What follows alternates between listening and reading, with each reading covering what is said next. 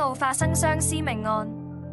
今日25日傍晚6時44分，警方接獲報案，指一對夫婦在建明村明月樓一單位內暈倒。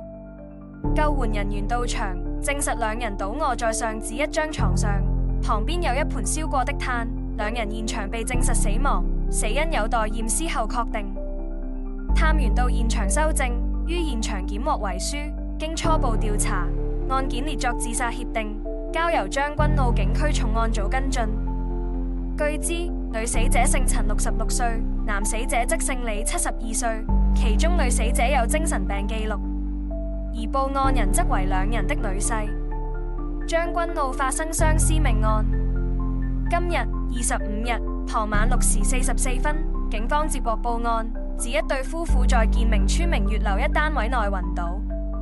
救援人員到場，證實兩人倒卧在上址一張床上，旁邊有一盤燒過的炭。兩人現場被證實死亡，死因有待驗屍後確定。